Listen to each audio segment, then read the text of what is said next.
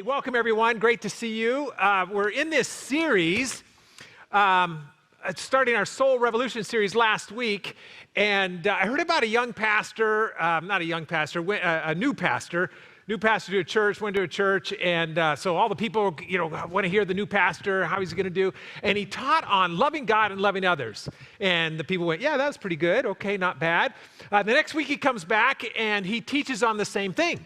In fact, it was the same sermon, loving God and loving others. And the people went, well, he's new, maybe trying to figure it out. The third week, everyone comes into church, and sure enough, again, loving God and loving others.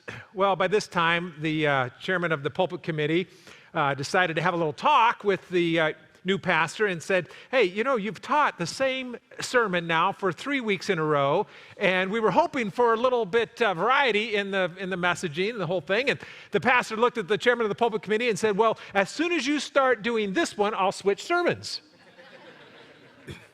I think Jesus was that young pastor. Because when the start of his ministry to the end of his ministry, he continually talked about love. His theme, loving God, loving others, loving God, loving others, loving God, loving others. Matthew 22 says it like this, Teacher, what is the greatest commandment in the whole Bible?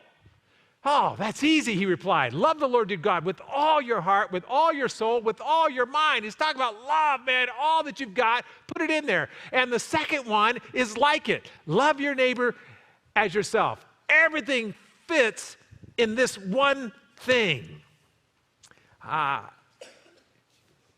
Think about it. You want a marriage like that. You want your spouse. I want Sandy to love me with all her heart, all her soul, all her mind. Wouldn't that be cool? Oh, she loves me. It's great. This is awesome. Love me, everything in her. And it doesn't work like that. Because Jesus said to me to love her just like I love God with all my heart, with all my soul, with all my mind. And here's the deal. When I signed up for this thing, when we got married, I said I would. I said I do. Yeah, yes, I want to love you. All that I am, all that I have, man, is now yours. And when I gave my life to Christ, God, I'm all in. My problem is I drift. Anybody here drift? When I was little, we had boats, and we were taught these special knots that you put on the cleat. They're called figure 8 knots. And as a little kid, though, these figure 8 knots were so hard, you had to turn over and then pull in the whole thing. It was just so much just to wrap it around like this. And you guys are laughing because the waves come and boats come by and the tide goes and that boat just drifted out. I'm in trouble. It's no longer connected. I drift. When I drift, my marriage gets disconnected. When I drift, things don't go well. When you drift, things don't go well in your life either. The key is staying tied up. The key is connection. First part of your note says Jesus was connected. Jesus was connected. John 5 says like this, Jesus said to the Jews, I can guarantee you this truth. The Son can do nothing on his own. He's connected. He can only do what he sees the Father doing. Indeed, look at this. The Son does exactly what the Father does. The Father loves the Son and shows him everything he's doing. Talk about connection. Gets his download right from the Father. I only do what I see the Father doing. I'm connected. I'm not out here drifting away, doing my own thing, thinking, no, what's the Father doing? I'm in. What's the Father doing? I'm in. This is a hard concept for sometimes for us to grasp because wasn't Jesus like God himself? So why did he need the connection for if he's God? Why the connection part? And a lot of us have this concept of Jesus, even as a little baby being born, and he's God inside of this little baby Jesus body. And I tried this illustration the first hour, and no one got it. But anybody see Roomba commercials? Yeah. Do you know what a Roomba is? Okay, one person in the room has a TV. The rest, they show this commercial where these little people are inside the Roomba and they're driving along and says, okay, we're getting ready to go into the carpet. And all right, we got to, and I looked in my Roomba and there's no little people in there, but it's right. But that's how we think about Jesus. He's God inside of this little tiny baby body going, oh man, I sure can't wait for this body to grow up so I can start, being able to walk around and stuff and doing some miracles and things. And oh man, as soon as my body, start. No, he was actually had little infant mind, not fully formed. God having to form a mind, having to learn how to use a fork, Little baby Amos, when he first learned how to use a fork, man, it was awesome. He'd have food going everywhere, sometimes in his mouth. He's having to learn. Jesus, not knowing how to use a fork. Parents are teaching him. One of the first things his parents taught him was how he was born. Hey, Jesus, I know you look like all the other little kids around here, and you are like all the little kids around here, but there's something different about you. You weren't born the normal way. An angel showed up, and the Holy Spirit overshadowed, and you were born in this world, and God is your Father. He's like, what? Yeah. And he trusts his mom and dad, so he believes them. And he begins to have this connection. He says, okay, if God's my Father, I need to talk to him more. And you find him at 12 years old, and they're asking him, Jesus, you're driving us crazy. He says, I'm just about my Father's business. Even at 12, he started this connection thing, and he walked it out his entire life being connected. And why did he do that? Because life is a challenge. He ran into things at 12 years old where he's going, I don't know what to do here. I'm not sure what's supposed to happen, so I better check with my dad. Better check with my father. Some of us did not have parents to teach us just basic skills. Like some of you did not have, why didn't my parents teach me this? Like, come on. Some of us didn't have parents that you could call and go, hey, what do I do here? I've never done this before. And because of your experience, because of the experience of a parent, you can walk your kid through it. I remember coming home from a basketball game. I didn't shower at the gym. I came home and said, I'm going to take a shower at home. So I'm in my sweaty clothes, and I'm just a mess, and there's nobody home. And I go into the bathroom, I turn the shower on, and nothing but cold water comes out. I'm like 16 years old, maybe 17. And I'm like, oh, man, no one's home. And we're in this little rental house. It's kind of a janky thing that we're living in, and their hot water tank was in a shed in the back of the house. So I go back to the shed, I'm back there, and the pilot light's out, okay. And it kind of has some instructions in there, and it's dark, and I'm not sure. I don't like to, you like to read instructions? All right, and so I turn, there's this little knob here, it says, oh yeah, okay. So I turn the gas on, and I go back into the house to find the matches. Don't tell the story before I tell it. I get the matches, I come back out there. This shed's probably 3x3, 4x4 or something. It's just a little shed. Door shut behind me, and I'm looking here, and I find, okay, well, hey, when you need light, just use a match. True story. The whole thing blows up. That shed had filled with gas, blows up in my face. The shed blows up. I'm on fire. My hair's on fire. I'm putting myself out like this. I don't have time to tell you the whole story, but the point of the story is this. It would have really been nice to have somebody say, hey, do it like this, not this. When my kids call me, they have something going on, and it's important. I say, listen to me very carefully. Do exactly what I tell you to do.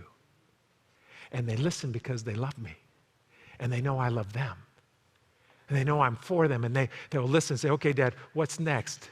We've not been down this road before. Now, they could go out and do their whole thing, and so many people said, I don't need the instructions. I don't need the book on relationships. And isn't that the hardest part of life? It's one thing to blow up a shed. It's another thing to blow up your marriage. It's another thing to blow up your kids, your family. It's another thing to see the biggest thing in your life go up in flames. Because the hardest thing that I have found in life is this thing called love. Did your parents teach you how to do love? Oh man, if my parents did not. Love for me was how to power up, how to intimidate, how to speak louder, how to make sure that I got her to meet my needs. That was love. It had nothing to do with all my heart, with all my soul, with everything in me. When I started to walk with God, I found that I could call on Him. And I could read His book on relationships. And if I actually slowed down enough to receive the connection. And then He put beautiful people in my life like you, who have helped parent me or reparent me. And I'm being dead serious. Last 20 years I've been here at Church on the Ridge, and many of you have spoken into my life and said, Charlie, do it like this, not like this. You've looked at me and you said, listen very carefully. You could wind up hurting people if you don't listen and follow my instructions to the letter. And some of you know there's been times when things have blown up and you go, oh, that's pastor. You didn't listen, did you? No. No. People got hurt, didn't they? Yeah. Yeah. Jesus was connected. He never hurt people. Never blew the place up. I love this. I got this email from a 60/60 participant, somebody who's been following. I don't know where I lost my phone. I had it a minute ago, but if you've got your phone and you've got the app and it buzzes every hour on the hour so that you stay connected, it's this part of the whole experiment. We're trying to teach you that you can actually hear from God every day, every hour of every day. And he wants to connect with you, wants to download with you, say, hey, do it like this, not like this. Hey, you've put people in your life at just the right time to say, hey, listen to me very carefully. Hey, have you read the manual yet? We're just going to turn that gas on and light a match. Hope it turns out well. Lady sent me this email. An analogy hit me today that made this journey so clear to me. I just had to share it. It made me laugh, and I hope you will think it's funny too. Connecting with God is like the internet. When I first got an email address and started going on the internet, I used AOL. Anybody remember AOL? And it had a 1200 baud modem. That's amazing because mine was a 300 baud. It was in 1993. What can I say? Smiley face. It was so slow, so lots of O's, that I only checked my email a couple times a week. And since email was so new, I didn't really get much email, so why check it anyway? Eventually, after better modems and on-off again service, I upgraded to a cable modem and was online all the time. And I could check my email as often as I like, and it was pretty quick, and I started to get more email, so I checked it more often.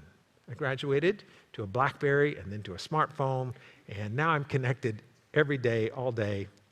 I can respond in a split second to something going on in my life, my family, work, everywhere around me.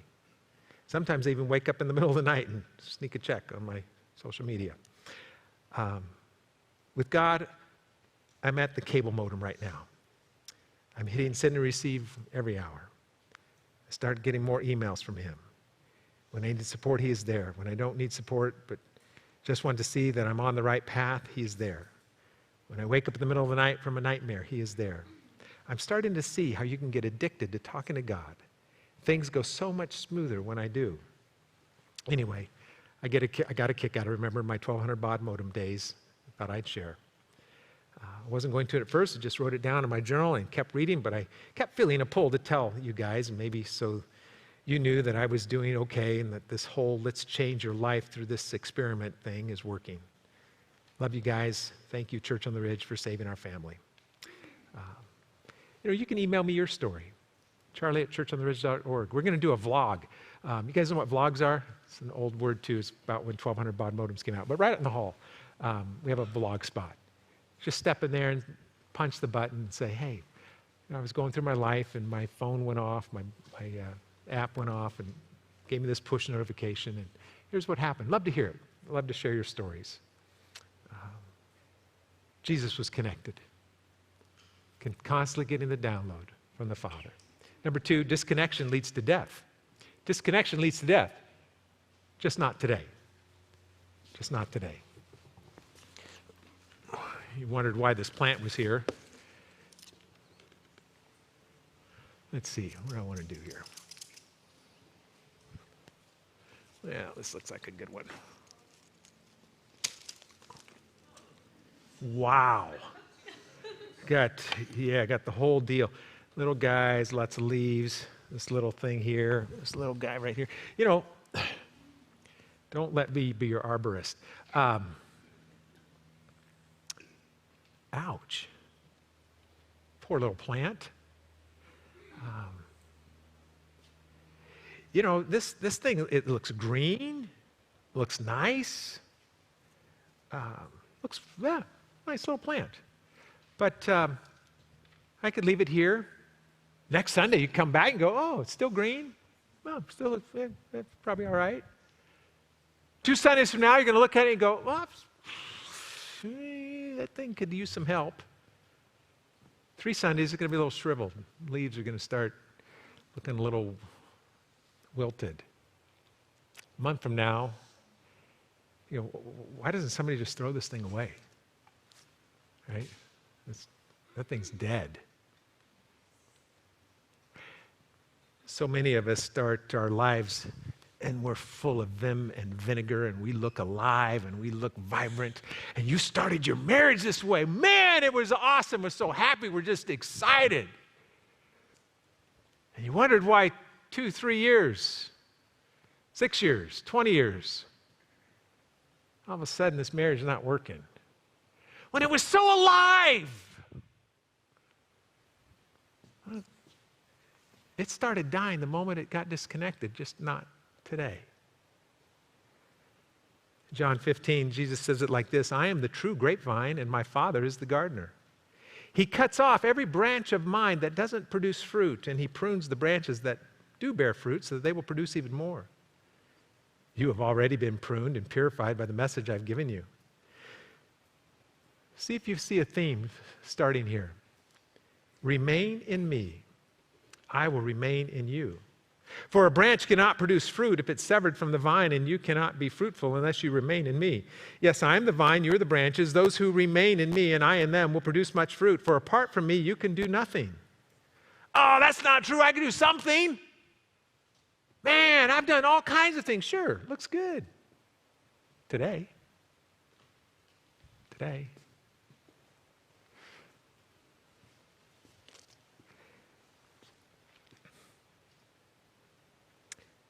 Anyone who does not remain in me is thrown away like a useless branch and withers. Such branches are gathered into a pile and burned. You know, I don't need this plant. Religion is so stifling. God is so oppressive. I can do it my way. What do I need to read these instructions for? Just think and turn the gas on and light the pilot.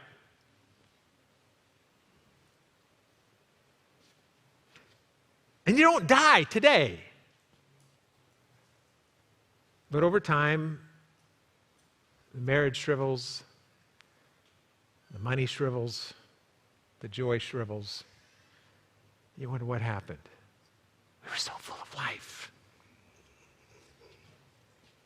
Here's what I love. He'll graft you in.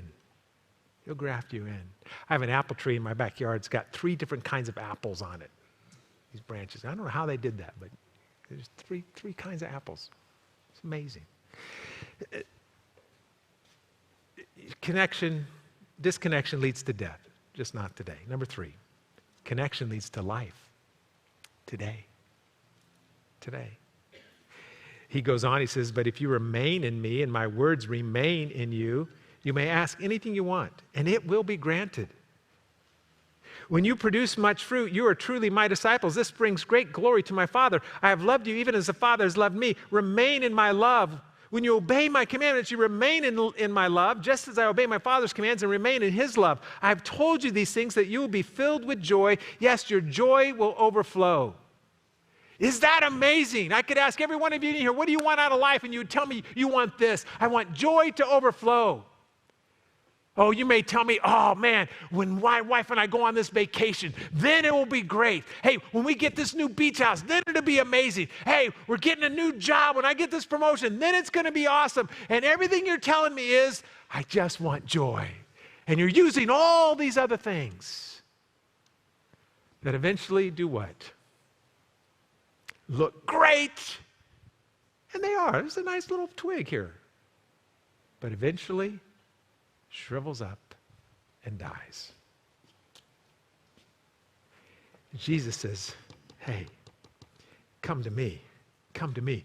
I like this. It says, when you obey, there's another translation. In fact, most translations translate, if you keep my commands, you will remain in my love, just as I've kept my Father's commands and remain in his love. If you keep my commands. Like, wait a minute. I thought you just loved me all the time, God.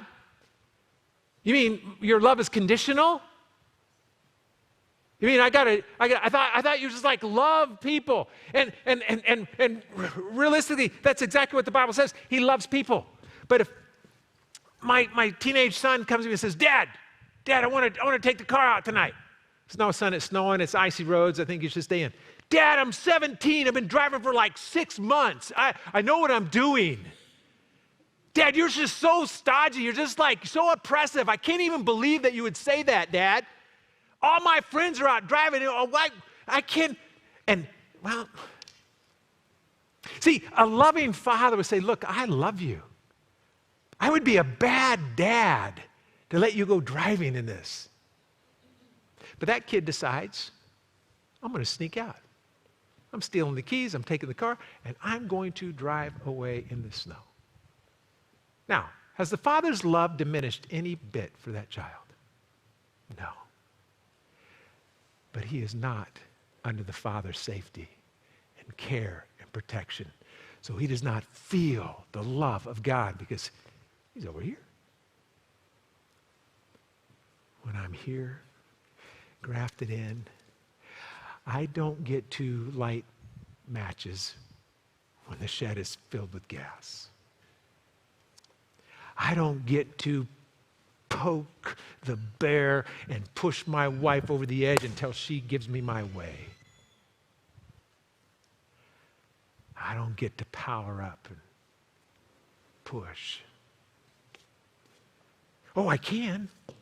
Oh, where'd you go? There we go. I can. I don't feel any love over here. His love is not diminished one bit. I just don't feel it. I get to remain in him because connection leads to life today. Any of you seen the movie 1917? It's a World War II movie that came out a few years back. Incredible movie because they filmed it without making any cuts. So there's one scene, just the entire movie is one scene. It's wild.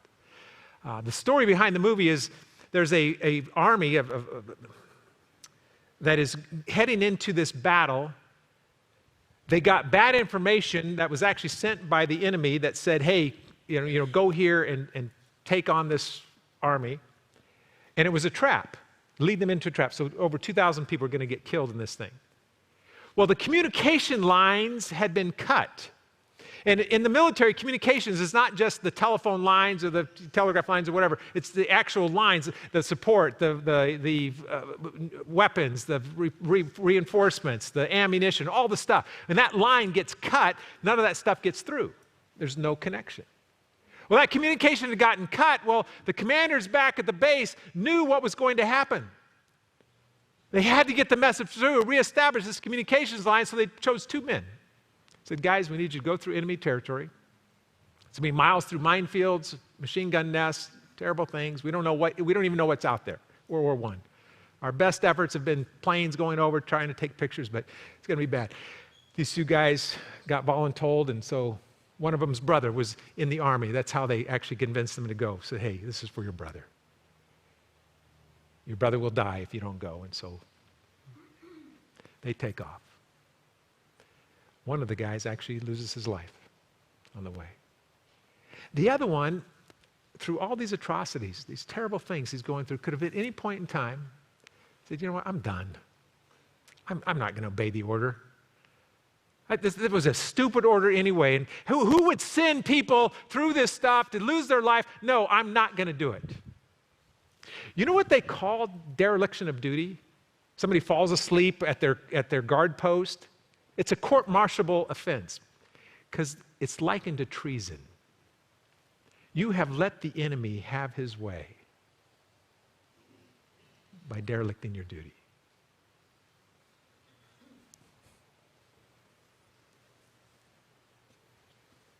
When I'm not connected, I'm doing my own thing.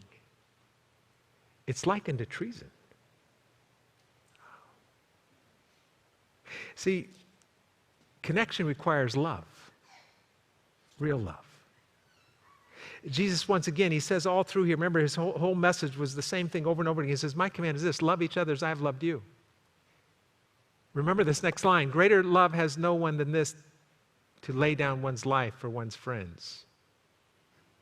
You are my friends if you do what I command.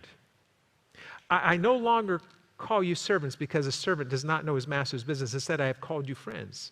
For everything that I learned from my Father, I've downloaded to you. I've communicated to you. I've made known to you. You did not choose me, but I chose you. Thank you, Jesus, and appointed you that you might go and bear fruit. Fruit that remains. so that whatever you ask in my Father's name, my Father will give you. This is my command. This is my command. Stop drinking and smoking. That's my command. Hey, stop doing these No, what's his command? Love. Love. This is my command. Love each other. Is that up there? Go back one slide. There we go. This is my command. Love each other.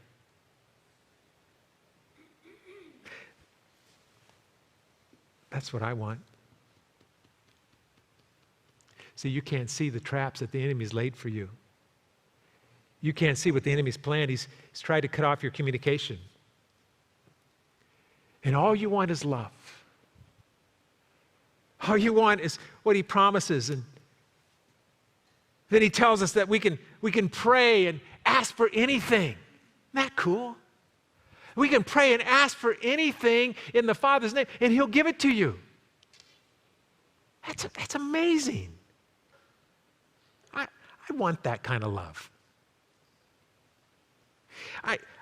How many of you have prayed for a miracle and it didn't happen? You don't have to raise your hand because probably everybody in the room. Yeah. And it didn't happen.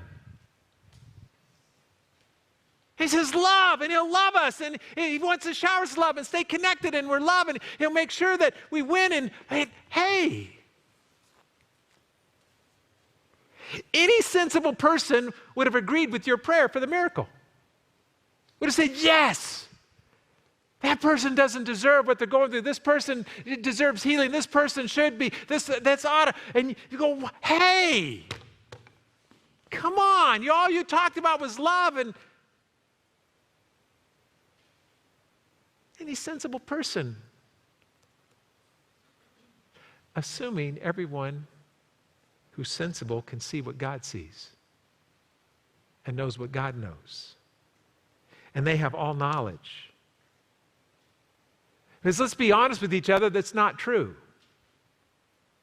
You and I don't have all knowledge, and we don't see what God sees.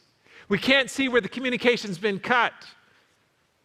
And we have limited knowledge, and we can't know that this truly is the most loving thing.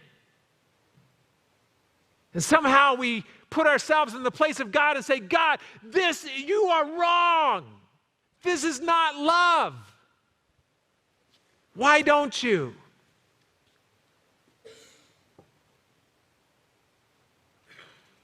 Greater love has no one than this, than to lay down his life for one's friends. That's love. I like this. Jesus calls me his friend. But I wonder sometimes, is Jesus my friend? I'm his friend, but is he my friend? A lot of times I treat him more like a genie in a bottle. Hey, if I get the hocus pocus right, I'll get my miracle. If I just rub this bottle right, I'll get my miracle.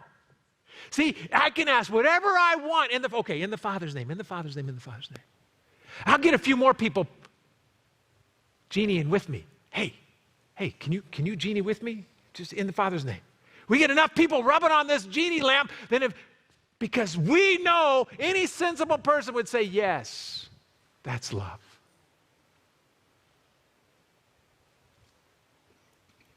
I heard an old story that helps me understand this a little bit. And picture yourself sitting at the movie theater here, Church on the Ridge, and you're watching the screen, and you see this beautiful little scenery where a mom and a dad and a little 3-year-old walking through the snow, and you look at, oh, it's just wonderful. And there in the background is this little house, and some smoke is coming out, a little light on the window. Oh, it's nice. We're taking a little stroll through there.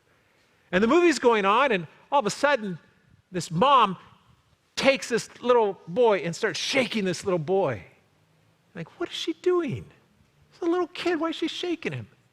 And then the dad picks up this little boy and starts slapping him on the face. And now your blood is boiling. I mean, come on. How can you abuse that little kid and you want to get up out of that chair and just bounce through that screen and give that dad and mom what for? And about the time you're ready to leave that theater, the curtains begin to draw back a little bit more. And now your perspective changes and you see that it's not just a nice little walk through the snow, but it's actually a storm, and the snow is blowing like crazy and it's mounting up. And that little boy is shivering and is starting to go into hypothermia, and mom and dad are trying to keep him awake till he goes into a coma, so he won't go into a coma, so they can get him to safety of the little house. Just a little bit further if I can keep you awake. And what we saw as, terrible, terrible abuse becomes an act of love. All because we didn't have the communication to save a life. Ask in His name. Charlie,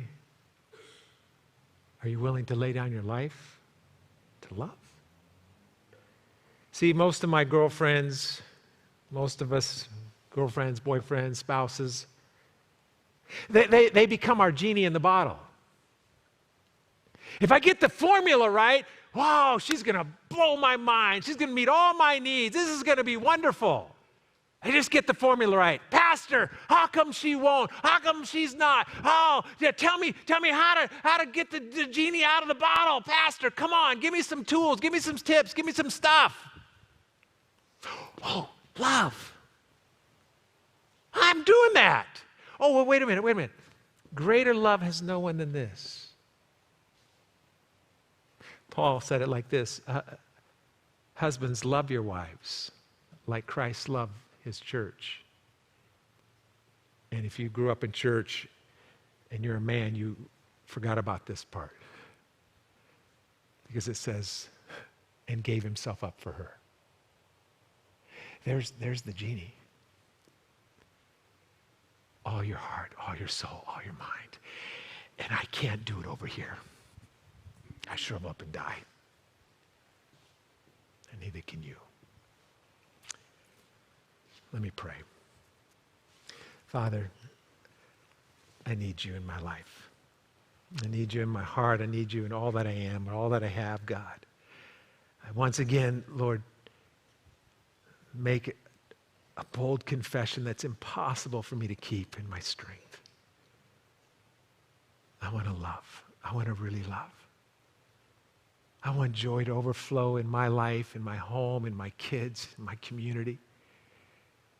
God, that Church on the Ridge would be a church that is known because it is so filled with the joy that comes from being connected to the God of the universe. You're my God, you're my hope, you're my sovereign, my Savior, my commander-in-chief. And yet you call me friend. Jesus, thank you for laying down your life for me. Amen.